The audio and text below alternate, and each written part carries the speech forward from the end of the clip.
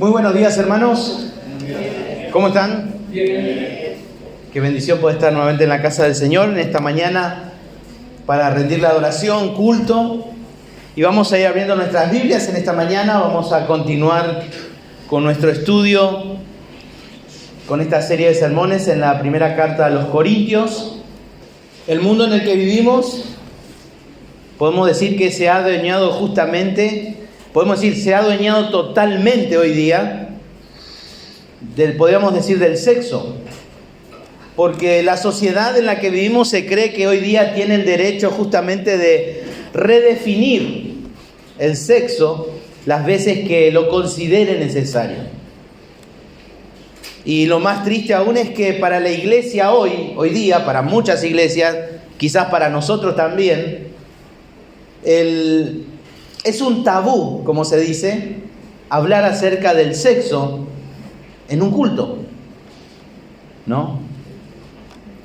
Y creo que estamos más acostumbrados a escuchar acerca del sexo de lo que la sociedad, lo que el mundo nos dice, y no lo que la palabra de Dios nos dice en cuanto al sexo. Vivimos una sociedad totalmente hedonista. ¿Qué quiere decir eso? Que el rey de cada uno hoy día es el placer, tanto en lo sexual como en otras áreas. El hombre busca su satisfacción, su autocomplacencia, busca su propia satisfacción. Y justamente el desenfreno sexual, hoy podemos decir que está en la cúspide de todo, y siempre lo ha estado a lo largo de la historia. El movimiento justamente LGTB ha distorsionado fuertemente la sexualidad. Tanto que se habla de la homosexualidad, de lo transgénero, de la transexualidad, de todo eso. Se nos ha metido todas esas cosas en la cabeza, todo tipo de depravación sexual. La sociedad actual promueve, podemos decir, a gritos el desenfreno sexual, a través de imágenes, música. Lo promueve constantemente y hasta uno lo puede ver hasta en programas de televisión. Programas que se catalogan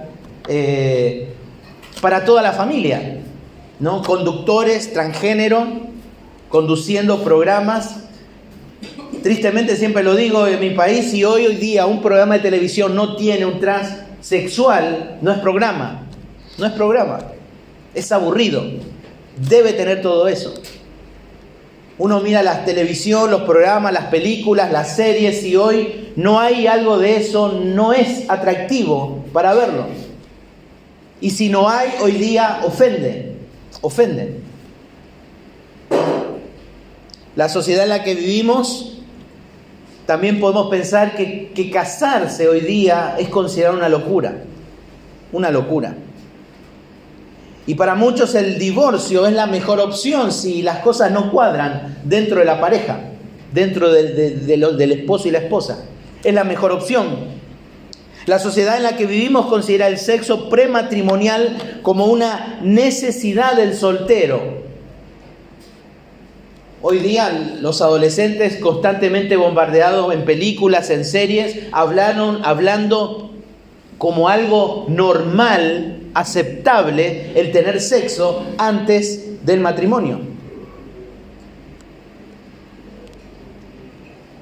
Dios creó, Dios diseñó, Dios estableció, Dios planeó el sexo. En la palabra de Dios podemos ver que cuando Dios creó al hombre y la mujer, dijo que fueron creados para fructificar y multiplicar la tierra. Una de las razones por las cuales el ser humano se ha casado y tiene sexo es para tener hijos. No solamente para el placer, no solamente para reproducirse, para la procreación, sino que también vamos a ver que es con un fin: la pureza, la santidad entre el hombre y la mujer. Hermanos, tenemos que saber que a Dios le importa mucho el sexo. Él lo creó, Él instituyó dentro del ámbito del matrimonio, y frente a esta fuerte distorsión en la que estamos metidos en esta sociedad, que trata de inculcar justamente en nuestra mente el concepto distorsionado del sexo, debemos ponernos a la luz de la palabra para ver qué es lo que Dios dice sobre las relaciones sexuales, y eso es lo que vamos a hacer en este día. Vamos a hablar acerca de las relaciones sexuales, no como un tema, sino porque la palabra de Dios lo expone. Y porque venimos exponiendo las Escrituras en este libro, es necesario detenernos también a considerarlo. Si la iglesia de Corinto tuvo la necesidad de oír por una persona que fue inspirada por el Espíritu Santo hablar sobre este tema, la iglesia de hoy también necesitamos escuchar acerca de lo que Dios dice con respecto a las relaciones sexuales. Hemos considerado en sermones anteriores, en los capítulos 5 y 6, que el apóstol Pablo expone cómo un creyente debe protegerse ante la tentación sexual. Y nos explica también en esos capítulos cómo la iglesia debe protegerse de ese pecado. Justamente hablando específicamente del pecado de la inmoralidad sexual. Vimos en el capítulo 5 que la inmoralidad sexual no debe ser permitida en la iglesia local, sino que debe ejercerse disciplina por dos razones: por el bien del pecador y por la pureza de la iglesia local. Vimos también en el capítulo 6 que hemos considerado que Dios ha establecido que cada creyente debe cuidar su cuerpo del pecado sexual. Hemos visto que Pablo enseñó y respondió a las preguntas: ¿qué es el cuerpo y para qué es el cuerpo? Y Pablo lo expone esto precisamente para que huyan, decía, de la fornicación, de la inmoralidad sexual, con el objetivo para no caer en ese pecado y glorificar a Dios en nuestros cuerpos. Ahora en el capítulo 7 el apóstol Pablo inicia una nueva sección. Esta es una nueva sección en esta carta. Podemos decir que es un paréntesis en toda esta carta. Pablo va a hacer un paréntesis. ¿Qué tipo de paréntesis? Lo que Pablo va a hacer, va a responder una serie de preguntas que los hermanos en Corintio habían hecho. Ellos habían escrito una carta y se las habían enviado. Por eso allí en el capítulo 7, versículo 1 dice, por favor lean ahí en sus Biblias, capítulo 7, versículo 1, en cuanto a las cosas de que me escribisteis, bueno le sería al hombre no tocar mujer. La carta había sido escrita por estos hermanos con una serie de preguntas. Y aquí en el pasaje de hoy Pablo tratará una de esas preguntas. Lo más probable es que esta carta fue entregada por personas mencionadas en el capítulo 16 de esta carta. En el versículo 17, cuando dice: me regocijo con la venida de Estéfanas, de Fortunato y de Acaico, pues ellos han suplido vuestra ausencia. Pablo se encontraba en Éfeso y estos hermanos fueron de Corinto a Éfeso a entregarle probablemente alguna ofrenda, tratar de suplir alguna necesidad, confortar su tiempo allí, pero ellos llevaron esta carta. En esta serie de preguntas, este paréntesis que Pablo va a hacer en esta carta, va a comenzar en el capítulo 7 y va a concluir hasta el final del capítulo 11. Ya en el capítulo 12 Pablo va a comenzar a tratar nuevamente temas teológicos profundos. Los temas que va a tratar en este capítulo 7 son temas relacionados al matrimonio, al sexo. Capítulo 8 y 9, Pablo va a tocar temas acerca de las cosas ofrecidas a los ídolos. El capítulo 10, Pablo va a tratar la gran incógnita de todo el universo, la mujer. Va a tratar temas acerca de la mujer dentro de la iglesia. ¿Cuál es el rol, cuál es el lugar de la mujer dentro de la congregación? Y en el capítulo 11, Pablo va a tratar acerca de la mesa del Señor o la Santa Cena. Estos hermanos tenían ciertas inquietudes con respecto a estos temas y ellos escriben. Pero vamos a abrir nuestras Biblias en capítulo 7 y hoy vamos a meditar del versículo 1 al versículo 7. Pero antes vamos a orar al Señor. Padre, gracias te damos en esta mañana por abrir tu palabra. Abre nuestros ojos, danos entendimiento, habla nuestro corazón.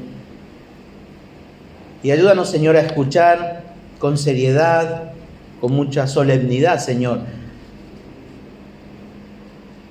el tema de la sexualidad entre el hombre y la mujer.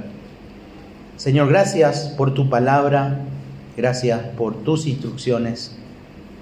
Y guía, Señor, nuestro corazón, nuestra mente a poder entender tu palabra. En nombre de Jesús, amén. Vamos a la palabra de Dios y vamos a leer desde el versículo 1 al versículo 7. Dice así la palabra de Dios.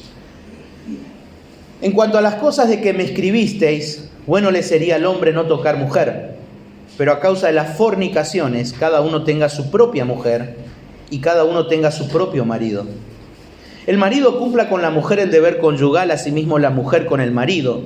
La mujer no tiene potestad sobre su propio cuerpo, sino el marido, ni tampoco tiene el marido potestad sobre su propio cuerpo, sino la mujer. No os neguéis el uno al otro, a no ser que por algún tiempo de mutuo consentimiento, para ocuparos sosegadamente en la oración y volved a juntaros en uno, para que no os tiente Satanás a causa de vuestra incontinencia. Mas esto digo por vía de concesión, no por mandamiento.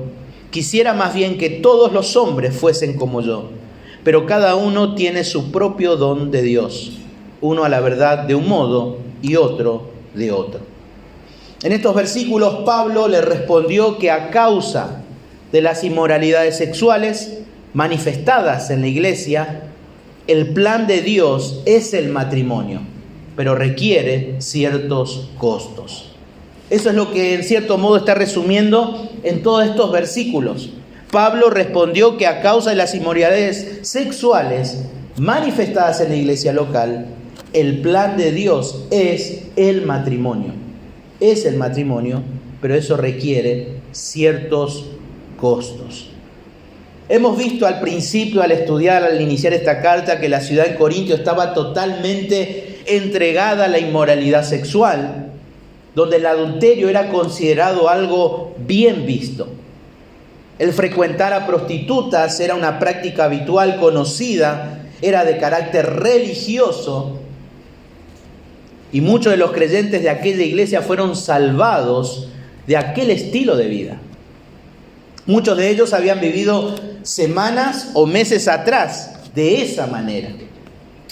Los corintios llegaron a tener un concepto totalmente distorsionado de las relaciones sexuales y por eso Pablo se centra en los primeros versículos de este capítulo para hablar de las relaciones sexuales y el matrimonio y la relación entre ambos, entre el hombre y la mujer. Hubo en aquel entonces un grupo de personas llamados los ascetas dentro de los corintios. Este grupo defendía la abstinencia de las relaciones sexuales dentro o fuera del matrimonio, porque exaltaba la espiritualidad. Esto se debía al concepto básico de que ellos creían que la materia era mala y el espíritu era bueno. El cuerpo es materia, por lo tanto el tener relaciones sexuales lo consideraban malo. Y esta postura de los ascetas era característico de un grupo llamado los gnósticos, que en realidad surgieron en el siglo II. En el siglo II. Digamos, al principio de la era de la iglesia. Pero Pablo y el apóstol Juan ya en sus inicios, ellos habían tratado con este grupo que se estaba levantando, con estas ideologías. Y eso se estaba metiendo dentro de la iglesia. Esta clase de pensamiento.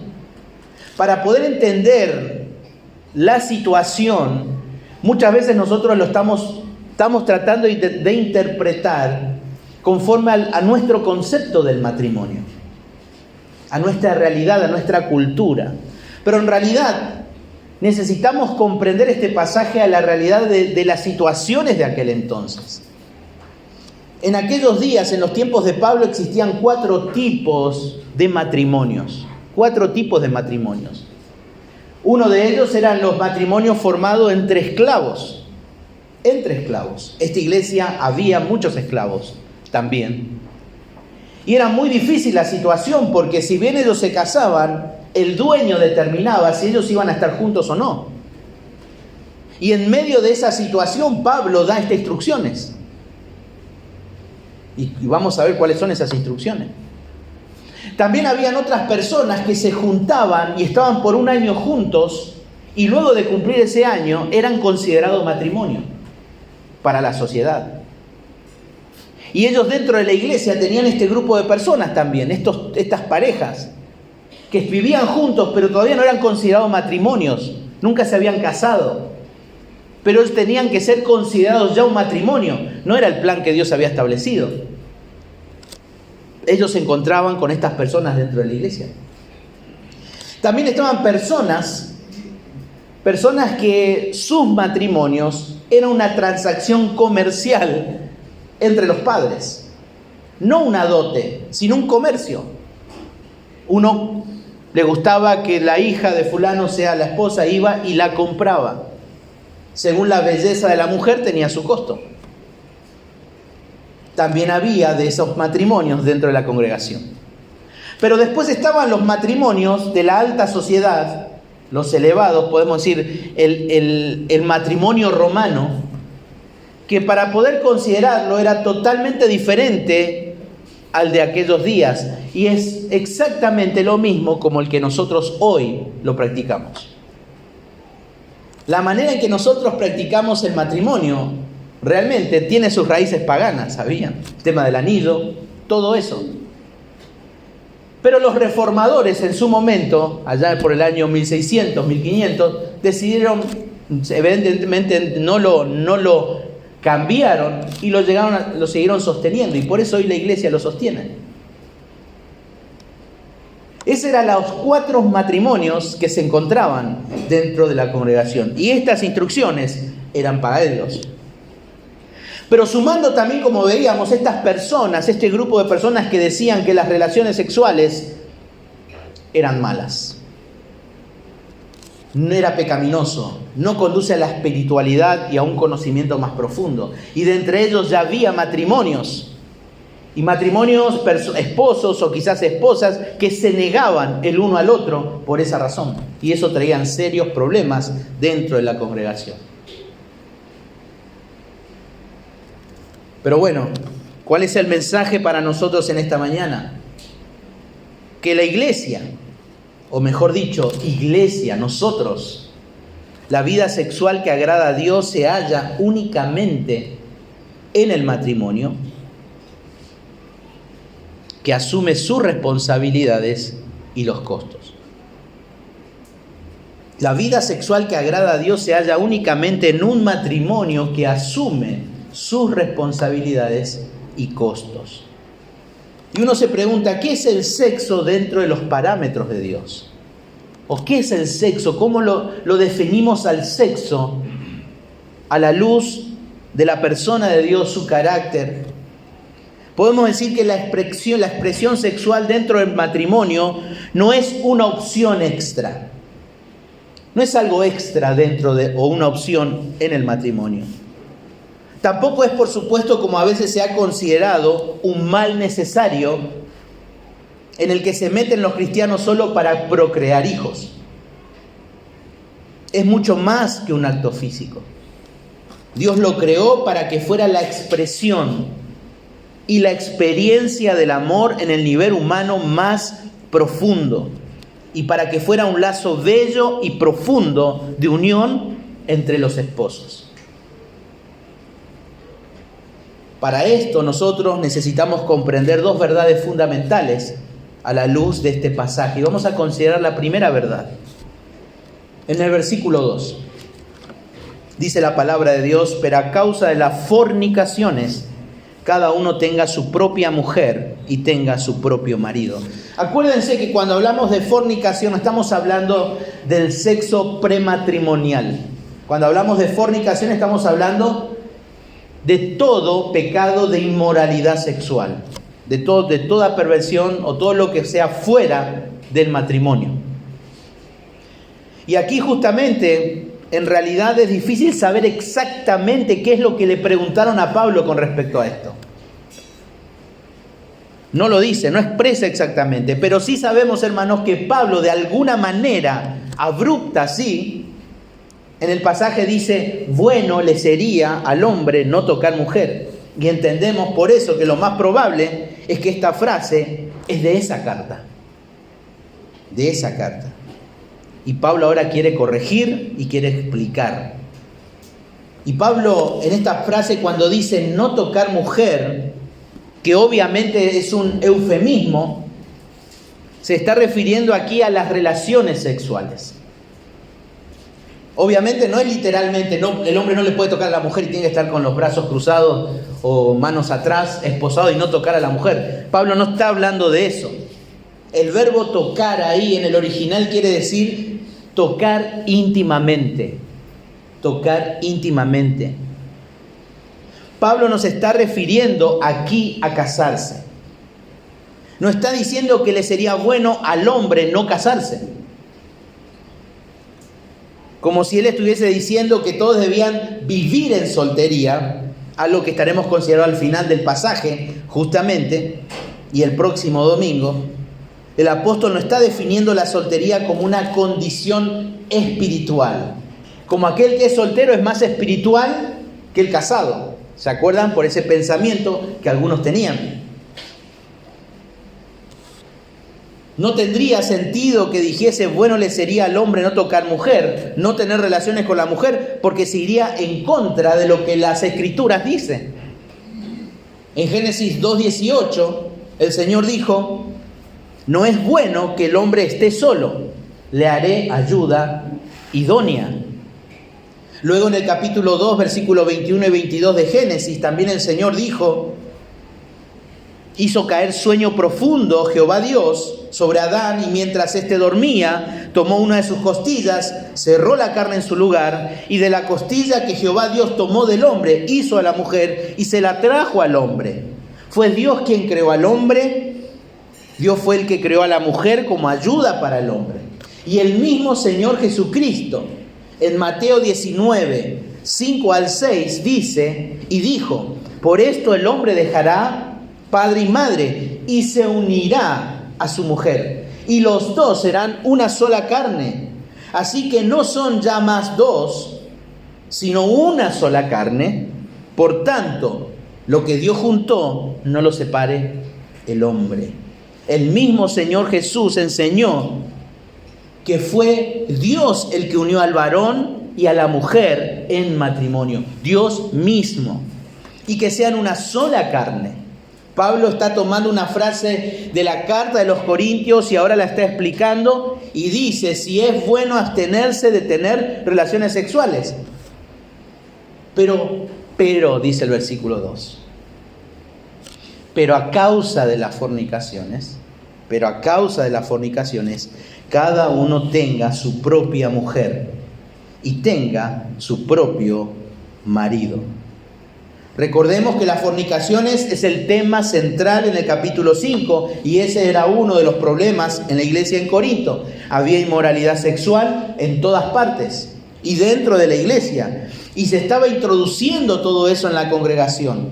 Y ya lo hemos mencionado varias veces que en aquella sociedad era característico ese estilo de vida.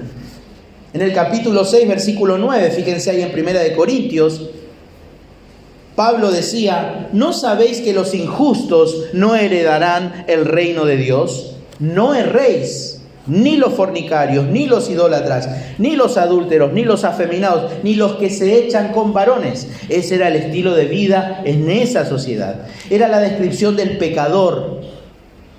Y eso estaba influenciando a los hermanos que venían de ese estilo de vida.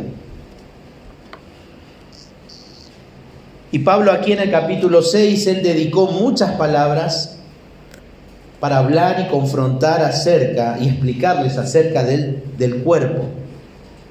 Que el cuerpo es del Señor y el Señor es para el cuerpo. Por lo tanto, el versículo 18 decía, huid de la fornicación. Huid de la fornicación. Y es debido a estas inmoralidades sexuales que Pablo les exhorta diciendo que la relación sexual es solo dentro del marco del matrimonio. Por eso la primera verdad que necesitamos entender para afrontar las relaciones sexuales, pero sobre todo para poder entender el matrimonio, tenemos que estar convencidos que el matrimonio es una necesidad. El matrimonio es una necesidad. Por eso Pablo dice, pero a causa de las fornicaciones, cada uno tenga su propia mujer y tenga su propio marido. El verbo tener, justamente ahí cuando dice cada uno tenga su propia mujer, es un imperativo, es un mandato, es una orden, no es una opción, no es una opción. Y justamente hay pasajes donde este verbo siempre va unido a tener una mujer. Y se refiere específicamente a casarse, se refiere a tener esposa. Pero no siempre se relaciona con el matrimonio, pero sí se relaciona con la sexualidad, con el sexo. ¿Recuerdan, hermanos, que cuando hablamos del inmoral, tocamos un pasaje en Juan 4, versículos 16 al 18, cuando el Señor se encuentra con la mujer samaritana? Y allí el Señor le dijo a esta mujer, ve, llama a tu marido y ven acá. Respondió la mujer y dijo, no tengo marido. Jesús le dijo, bien has dicho, no tienes marido, porque 5 maridos has tenido. Pero ahí no está diciendo que ella tuvo de 1, 2, 3, 4, 5 maridos, sino que estaba diciendo, porque con 5 hombres has tenido relación sexual. Por eso no tienes marido. Porque estás tuviste diferentes hombres. Y el que ahora tienes, con el que ahora mantienes relación sexual, no es tu marido. Esto que has dicho, le dice el Señor, es verdad. Aquí el verbo tener implica tener relaciones sexuales. Y esto es lo que sucedía con la inmoralidad sexual en Corinto. Recuerden que del que estaba cometiendo incesto. ¿Se acuerdan? En el capítulo 5, versículo 1. Acompáñenme y fíjense allí cómo dice.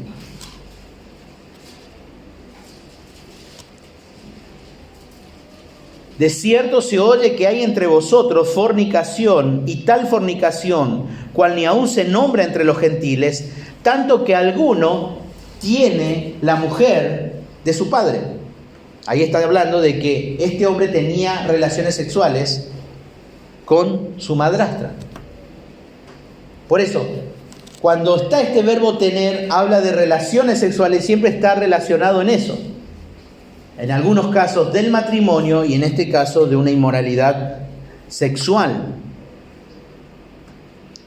Y aquí encontramos este mismo verbo y explicamos que no era una relación matrimonial.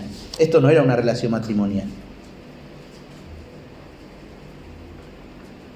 De manera que aquí en el capítulo 7, versículo 2, donde estamos meditando, cuando Pablo dice cada uno tenga su propia mujer, está hablando de las relaciones sexuales. Y en ese contexto nos va a hablar el versículo 3 al 7. Y Pablo todo esto habló dentro del contexto del matrimonio. Ahora, ¿cómo nosotros podemos pensar que Pablo se está refiriendo al matrimonio? Porque está diciendo, ¿ves? Si quiero cuidarme de las inmoralidades sexuales, yo tengo que tener a mi propia mujer. Bueno, voy a pecar con una sola, no con muchas. Bueno, el contexto, el versículo 3, menciona al marido, menciona el versículo 4, menciona al marido. Por lo tanto, está hablando de un matrimonio. De un matrimonio. Y si no fuera así, se estaría rompiendo un principio que el Señor mismo había establecido en Génesis 2, 24 y 25. Por tanto, dejará el hombre a su padre y a su madre, y se unirá a su mujer y serán una sola carne. Y estaban ambos desnudos, Adán y su mujer, y no se avergonzaban. Y esto es muy interesante cuando en el versículo 5 dice que ambos estaban desnudos. Porque cuando Dios crea al hombre del barro, le da aliento de vida, les da sus responsabilidades y todo, no encontramos en ninguna parte antes de esta mención que Dios los haya creado desnudos. en ninguna parte. Y lo que llama la atención, y creo que no es casualidad, es que después que Moisés escribe esto, por tanto dejará el hombre a su padre y a su madre, y se unirá a su mujer, y será una sola carne, se hace mención luego de que ellos estaban desnudos.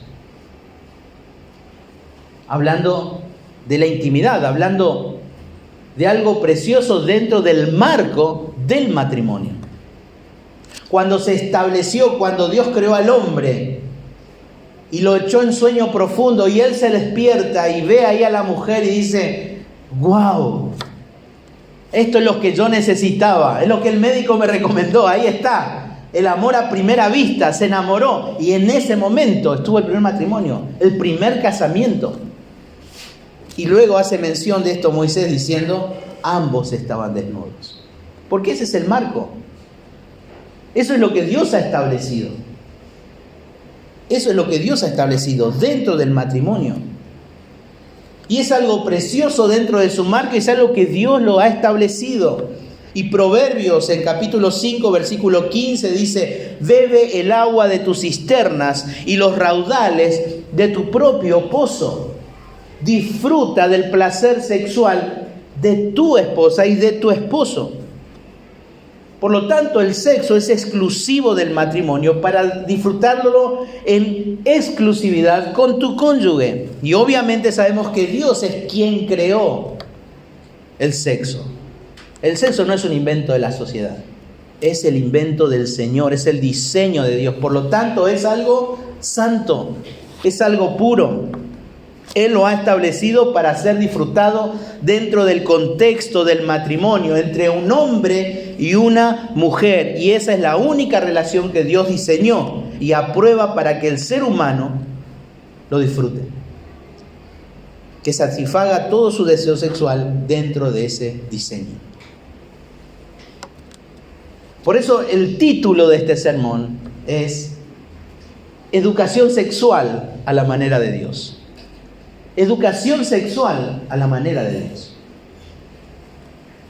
Hoy día la gente, los cristianos, están tan preocupados por el sistema de educación y todo este bombardeo que no es nada nuevo, solamente vamos a empezar a vivir como los corintios. Esa es la realidad. Pero cristianos están tan preocupados por esto que creo que si les damos para que expliquen este pasaje y las responsabilidades del matrimonio y la sexualidad, no lo saben. Por eso nosotros tenemos que ponernos ante las Escrituras y decir: ¿qué es para nosotros el sexo? ¿Qué entiendo del sexo dentro del matrimonio? Y esto no es un tema solamente para casados, es también para los solteros. Porque si realmente te querés casar, tenés que pagar un precio. Hay un costo.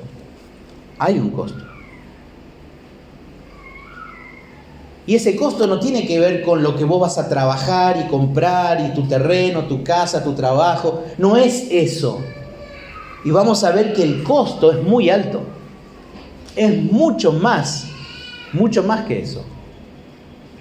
Y en los versículos nuevamente del versículo 2 hasta el versículo 5, vamos a ver la segunda verdad. La primera verdad es la necesidad de matrimonio.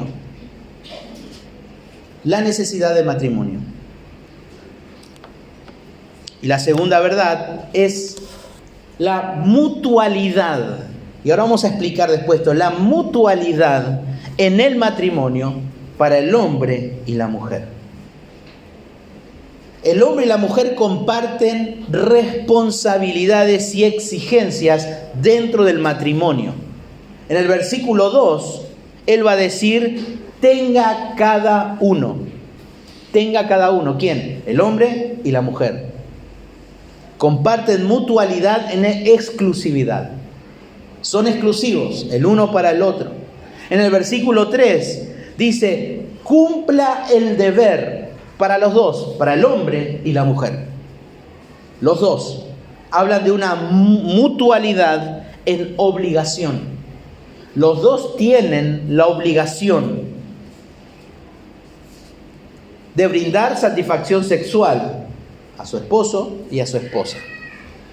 En el verso 4,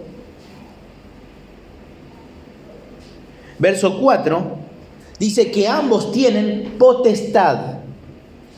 El esposo tiene potestad sobre el cuerpo. No, dice ahí, fíjense, versículo 4. La mujer no tiene potestad sobre su propio cuerpo. Y el hombre no tiene potestad sobre su propio cuerpo. Comparten, en este caso, pertenencia. Comparten pertenencia. Y en el versículo 5 encontramos algo que comparten, pero de manera negativa. Porque dice, no os privéis el uno al otro. Podemos decir que comparten mutualidad en entrega. En entrega. Uno debe entregarse al otro y el otro debe entregarse al otro. Y todo esto es concerniente a la sexualidad dentro del matrimonio. Y lo que se pide para el hombre se pide para la mujer. Acá no entra el hombre es cabeza. Acá no entra eso. Acá no está hablando de eso Pablo, sino Pablo lo hubiese dicho. Pablo va a tratar eso más adelante, mucho más adelante, cuando va a hablar acerca de la mujer y todo ese contexto. Lo que se le pide para el hombre se le pide a la mujer. Se trata de una mutua exclusividad. Dios ha diseñado que la relación sexual sea exclusiva del matrimonio, exclusivo con el cónyuge. Exclusivo con el cónyuge. A esto podemos agregar Hebreos 13:4 cuando dice, honroso sea en todos el matrimonio y el lecho sin mancilla, la intimidad, está hablando, la relación sexual. Pero los fornicarios, los inmorales sexuales y los adúlteros los juzgará Dios. Es importante justamente ahí el verbo que encuentran, el verbo deber, en el versículo 3. El marido cumpla con la mujer el deber, que se refiere literalmente a una deuda, ¿Quién sabe lo que es una deuda? Asumimos todo lo que estamos casados, asumimos todas las deudas, pero tener una deuda de por vida. Hay una deuda de por vida hasta que el Señor nos lleve en la gloria con la persona que tenemos al lado. Tenemos una deuda. Dice Romanos 13:7, cuando dice pagad a todos los que debéis, habla de una deuda. Es como una obligación de pago. Hay una obligación de pago. Así como todos los meses está la obligación de pagar la cuota de la cooperativa, acá no es todos los meses, todos los días, siempre, mientras nuestro corazón lata en esta tierra, tenemos una deuda de por vida. Y dice que cumpla precisamente de hacer lo que hay que hacer. Y este verbo cumplir se emplea para referirse a cumplir obligaciones. A veces también este verbo deber se traduce como regalar o renunciar. Regalar o renunciar. Y la única manera en que uno puede asumir esta obligación es renunciando. Renunciando. Y uno se pregunta, ¿a qué?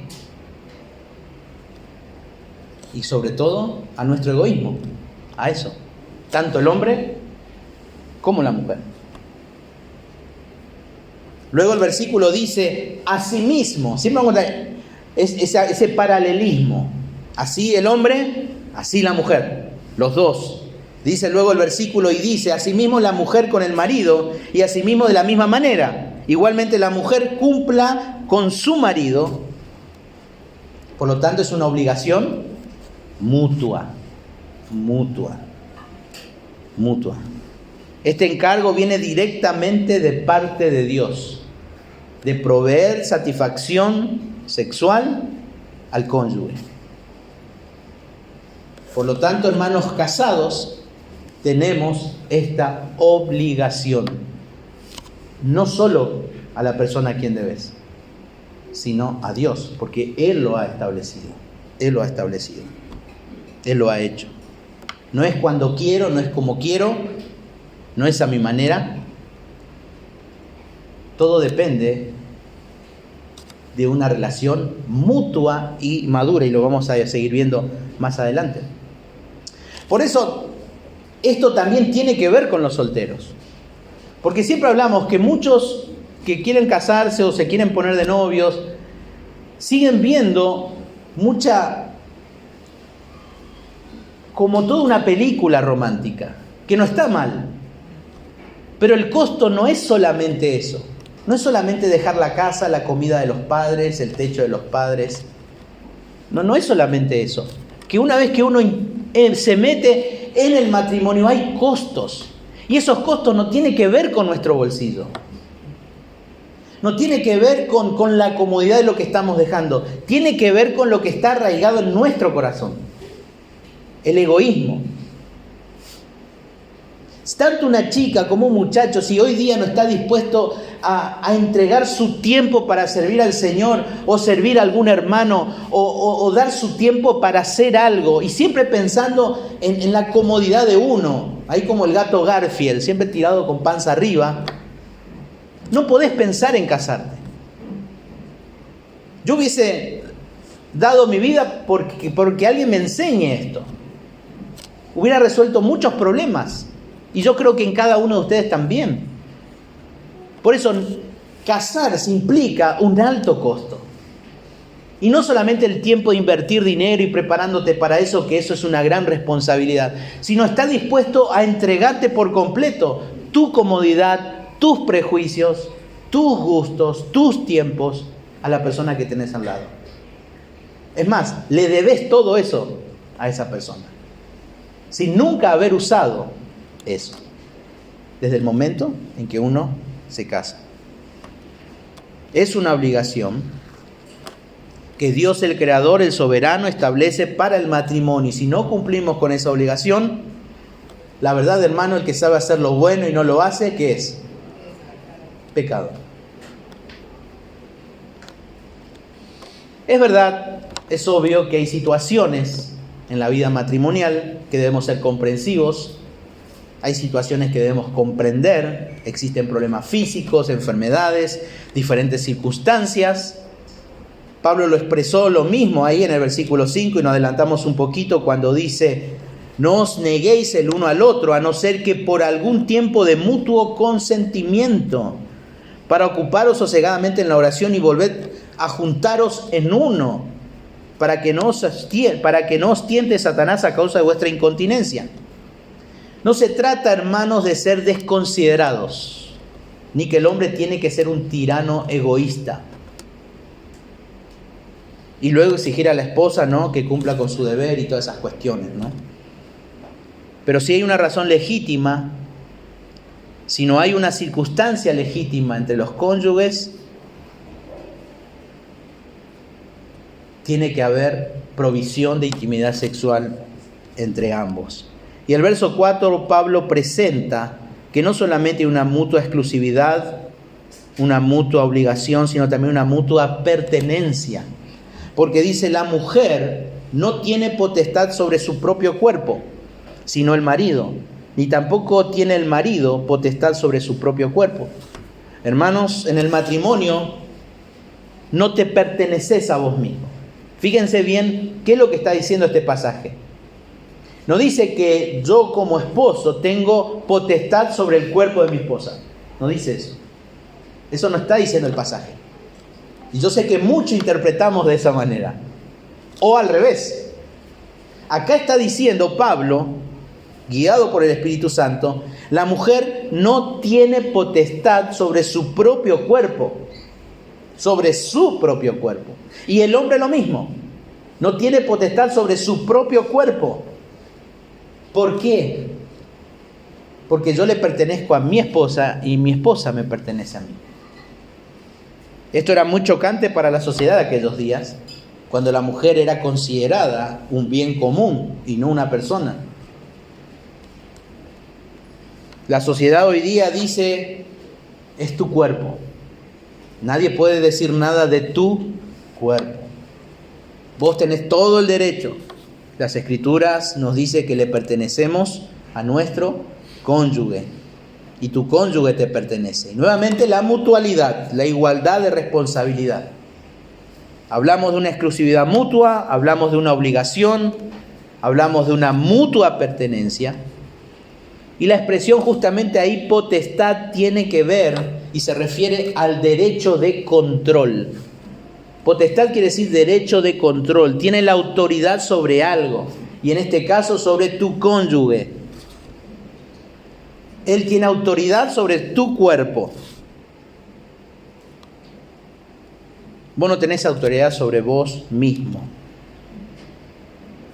Le pertenecemos. En el matrimonio, en el contexto de las relaciones sexuales, el marido es quien tiene autoridad sobre el cuerpo de la mujer. Pero también la mujer tiene autoridad sobre el cuerpo del marido. Ambos comparten esta autoridad, esta potestad, este derecho, este control. No es, por eso ahora esposa, si es necesario hacer un cuadrito de esto y poner en su habitación y tac, tac, tac, golpear ahí, poner bien claro. El hombre no tiene autoridad sobre su cuerpo. Eso es lo que la sociedad nos hace creer, el machismo hace creer. Este pasaje fulmina el machismo y el feminismo, las dos cosas. Rompe toda cultura machista y toda cultura feminista. Porque este es el diseño de Dios, el plan de Dios. Obviamente el hombre es líder del hogar, es cabeza y Dios lo ha establecido, pero acá no. En la intimidad, no. En la intimidad la cabeza es Dios. Y Dios ha otorgado responsabilidades y costos para el matrimonio. Fíjense, ¿cuáles son estos costos? Más que responsabilidades son costos porque tiene que ver con la exclusividad, tiene que ver con la obligación, con la pertenencia. Y es muy interesante justamente porque este versículo se opone radicalmente a todo eso, al machismo y al feminismo. Volvemos a leer el versículo 5. Dice, no os neguéis el uno al otro, a no ser por algún tiempo de mutuo consentimiento, para ocuparos sosegadamente en la oración, y volved a juntaros en uno, para que no os tiente Satanás a causa de vuestra incontinencia. Como dijimos al principio, es probable que algunos corintios no querían tener relaciones sexuales con su esposa o con su esposo, justamente por estas ideologías que estaban circulando entre algunos hermanos. Pero para liberar tensiones, algunos iban al culto, allí en el templo de Afrodita, para liberar tensiones, ¿no? Ridículo. Bueno, Pablo dice acá, no os neguéis el uno al otro. El verbo negarse quiere decir privarse también. No prives de placer, de satisfacción a tu cónyuge. Se refiere justamente a evitar que alguien disfrute de algo que en realidad le pertenece. Es como cuando está el niño, no le quites el chupetín al nene que llora. No hagas eso. Este verbo también se emplea en el capítulo 6, fíjense, versículos 7 y 8, cuando dice, así que, por cierto, es ya una falta en vosotros que tengáis pleitos entre vosotros mismos. ¿Por qué no sufrís más bien el agravio? ¿Por qué no sufrís más bien el ser defraudados? Pero vosotros cometéis el agravio y defraudáis. La palabra defraudados, el fraude, es la misma palabra para negarse. Se traduce defraudar en otros casos. Y Pablo está diciendo, no se defrauden el uno al otro.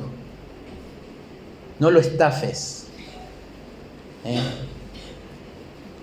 Y la verdad es que muchas veces hay mucha manipulación en todo esto.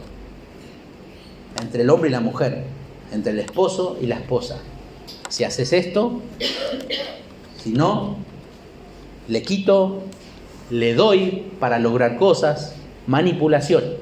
Y Pablo está diciendo, no se defraudan el uno al otro. Por eso, las relaciones sexuales no tienen que ver con sobornos o con una especie de recompensa, porque ese no es el plan de Dios. Ese no es el plan de Dios. Uno piensa, ¿cómo puede ser que Pablo esté hablando de estas cosas, el apóstol? Muchos cuestionan si él estaba casado o no estaba casado. Si la Biblia no dice, no vamos a perder el tiempo a saber si estaba casado o no. Pero él tenía toda la autoridad delegada por el Señor para decirlas. Él era apóstol. Pero, encontramos algo que dice ahí en el versículo 5. Dice, no os neguéis, a no ser por algún tiempo de mutuo consentimiento. Es verdad, como dijimos, existen a lo largo de la vida diferentes circunstancias que a veces el matrimonio tiene que afrontar, donde es necesario privarse en determinados tiempos y sobre todo determinados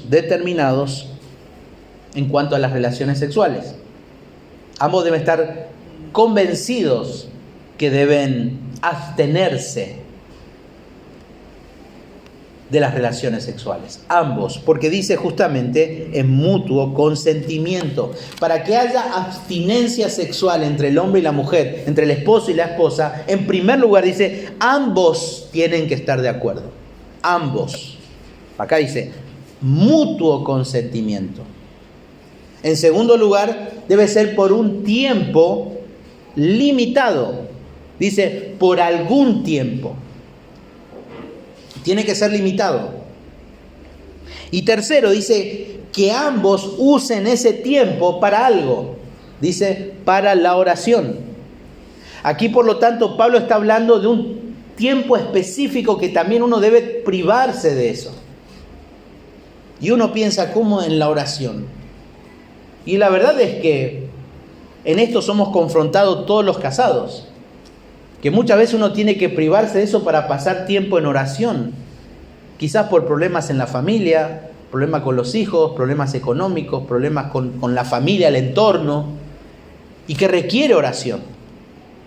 Pero tampoco Pablo dice, no seas tan espiritual que te conviertas en un monje tibetano, porque trae sus consecuencias, una abstinencia desmedida. Por eso dice, por un tiempo.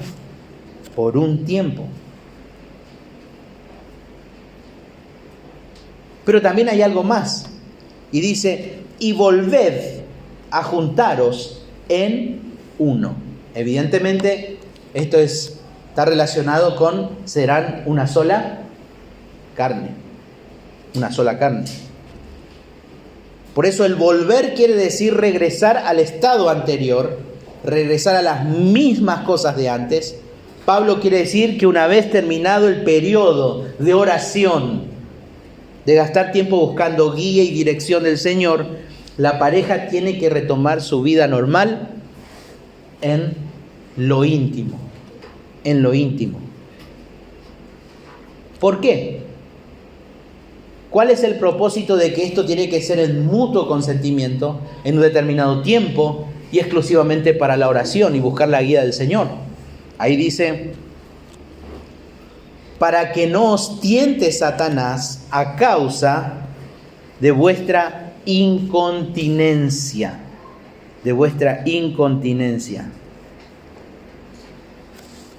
Por lo tanto, el apóstol acaba de advertir a sus lectores que, como decía el apóstol Pedro en 1 de Pedro 5:8, que el diablo está rugiendo, circulando alrededor nuestro para devorarnos, para buscar el mejor momento.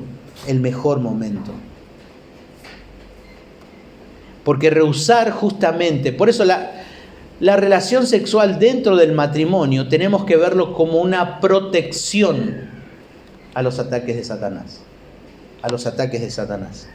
Satanás es muy astuto en esto Él es muy poderoso. Pero fíjense, siempre que hay adulterio se echa el adúltero o la adúltera le echa la culpa al otro. Él o ella no cumplió. Él o ella no cumplió. Y Pablo no está diciendo para que no os tiente Satanás a causa de que tu esposo, tu cónyuge, no cumplió con vos. No está diciendo eso. Porque esa es la mayor excusa que todos los que caen en adulterio lo dicen. No cumplió, no hizo, no hace. Acá Pablo está haciendo claro, dice, para que no os tiente Satanás a causa de qué? De vuestra incontinencia. ¿Qué es incontinencia? Después voy a hablar del don de continencia, pero incontinencia quiere decir falta de dominio propio. Por eso el problema está en el corazón, no está en lo externo, está en el corazón, está en el corazón. Y Satanás sabe apuntar a nuestro corazón. Por eso no se tiene que prolongar mucho este tiempo, porque va a ser un problema.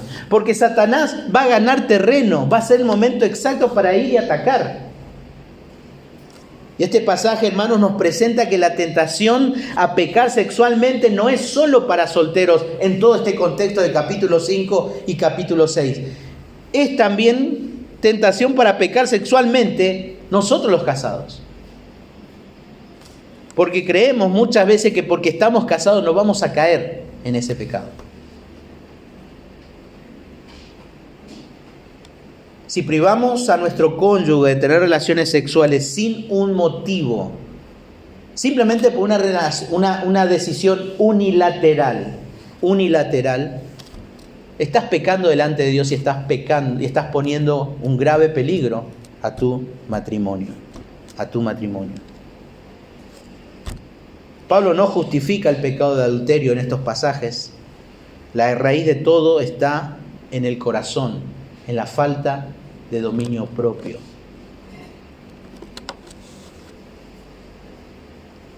Me gustó buscando un comentario con respecto a esto.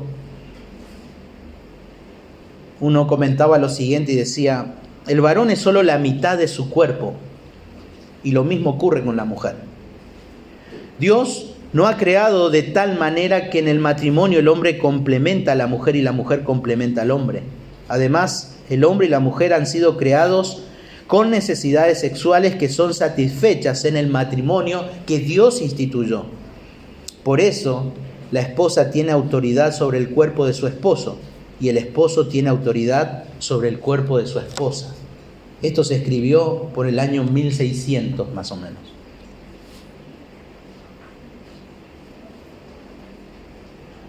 Por eso necesitamos comprender esta verdad, hermanos, todos. Que la vida sexual que agrada a Dios se halla únicamente en el matrimonio que asume sus responsabilidades y costos. Por eso, muchos se casan con la mentalidad de novela coreana, película romántica, pero no es todo eso. Hay un alto precio que pagar. Y tiene que ver con tu egoísmo, con ese corazón egoísta que tenemos. Si hoy no estás dispuesto a dar tu tiempo a otra persona, creo que va a ser muy difícil que puedas aprender a darle todo tu cuerpo a la otra persona. Porque si decís, voy a darle todo mi cuerpo, eso es solamente romanticismo. Y el romanticismo se va y a veces viene. Pero es una obligación. Y Pablo concluye en el versículo 6 y 7, dice: mas esto digo por vía de concesión, no por mandamiento. Acá parece que hay un poco de confusión. Dice, no, al final todo esto Pablo que está diciendo es la opinión de Pablo. Porque dice, no por mandamiento. Bueno, en realidad Pablo no está hablando de todo lo que dijo en el versículo 3, 6, 7, porque directamente él usó imperativos. Entonces, Pablo no se está refiriendo a todo lo que viene diciendo anteriormente en el versículo 7. Él está diciendo, esto digo, eso que dijo fue, ¿qué cosa? Lo del versículo 5. No neguéis el uno al otro, a no ser. Él está diciendo, Esto lo digo por concesión. ¿Qué quiere decir concesión? A veces esta palabra concesión en las Escrituras se traduce como conciencia. Y lo que Pablo está diciendo es, yo soy consciente de lo que estoy aconsejando, dice. Soy consciente de que hay momentos en que uno tiene que parar, ir con la esposa y buscar al Señor. Soy consciente de eso, dice. No lo digo por mandamiento, porque el mandamiento es que ustedes no se pueden negar el uno al otro. El mandamiento es que ustedes tengan placer en la relación sexual, que ustedes procreen en la relación sexual y que sobre todas las cosas en la relación sexual hay protección, hay pureza. Por lo tanto, Pablo no puede estar negando a no casarse y a no tener relaciones sexuales. Ni siquiera está dando su opinión. Él solamente está diciendo, yo soy consciente de lo que estoy diciendo. Por eso no es mandato, dice Pablo. Y luego en el versículo 7 dice, quisiera más bien que todos los hombres fuesen como yo. Bueno, Pablo dice, fuese como yo. ¿En qué? Nosotros no sabemos si fue casado o no fue casado, si fue viudo, si su esposa le dejó. No sabemos. Pero si fuese como yo, está hablando de alguien totalmente independiente. No para disfrutar de la vida, sino para disfrutar del Señor, del servicio. Pablo era apóstol. Dice, Pablo está diciendo, quisiera más bien que todos los hombres fuesen como yo, dedicados completamente a la obra del Señor. A eso está Pablo refiriéndose, no a que hombres solteros disfrutando de la vida como muchos quieren hacerlo. Todavía tengo mucho por disfrutar, dice. ¿No?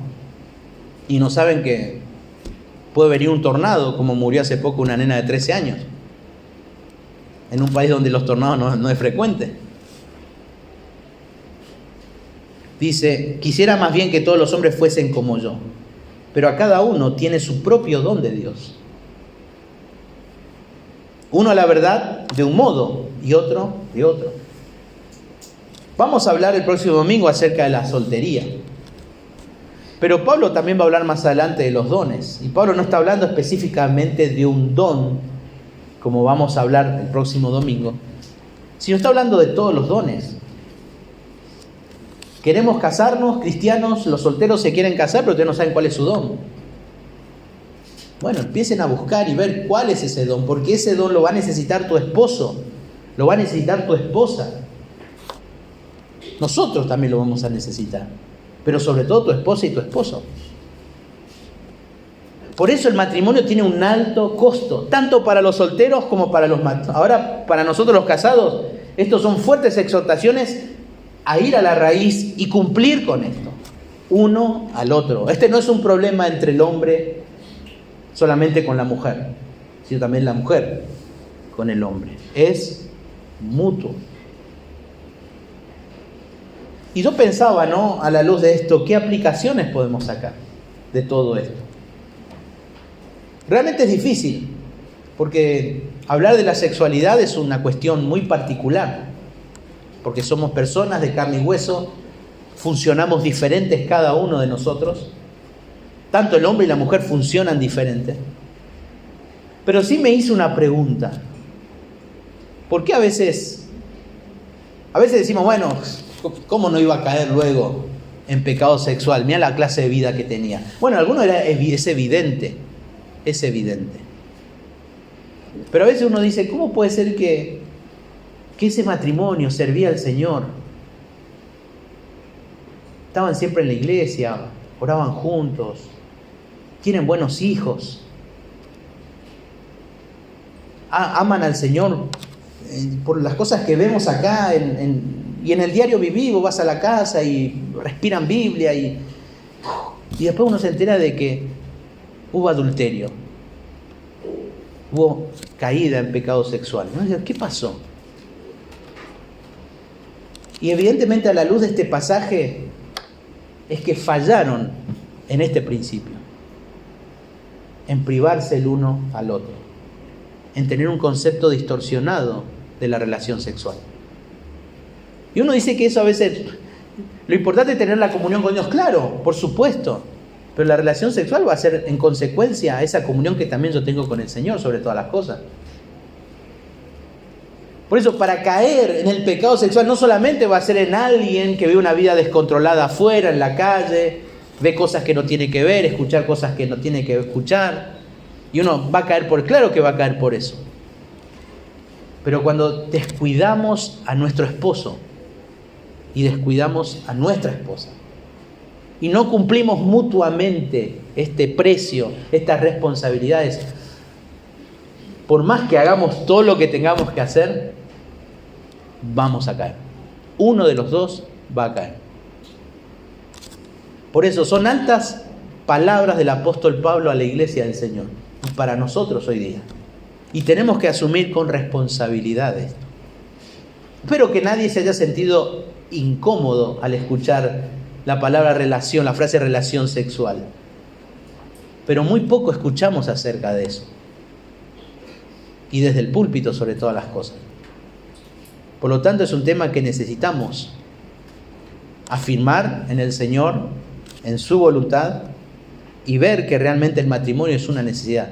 Muchachos, chicas, solteros, cásense, tengan hijos, disfruten de eso, porque es la voluntad de Dios, es la voluntad de Dios. No es algo de la sociedad, es voluntad de Dios. Y nosotros, los casados, sepamos que hay mutuas responsabilidades y exigencias en el matrimonio, más allá de nuestros roles y responsabilidades como hombre y mujer. Somos iguales. Ahí entra la igualdad. Somos iguales.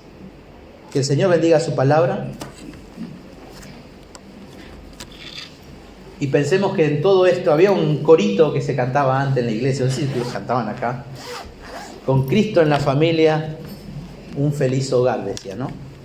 Cristo tiene que ser el centro. Cristo tiene que ser el centro de nuestro hogar. Cristo tiene que ser el centro de nuestro matrimonio. Acuérdense que el matrimonio es la representación vívida del Evangelio. Efesios capítulo 5, ¿no? Entonces, Cristo se entregó por completo para darnos vida. Estemos dispuestos a entregarnos a la persona que tenemos al lado, ¿sí? Oramos al Señor. Padre Santo, gracias te damos en esta mañana por tu palabra. Pedimos, Señor, que bendigas lo que hemos escuchado y podamos seguir meditando y asumiendo responsabilidades tanto como casados. Y pedimos también por aquellos que son solteros y que quizás aún vean como algo muy lejano el matrimonio. Creo que es el mejor momento ahora en sus vidas para establecer convicciones con respecto a esto. Gracias por tu palabra en esta mañana, Señor. En el nombre de Jesús. Amén.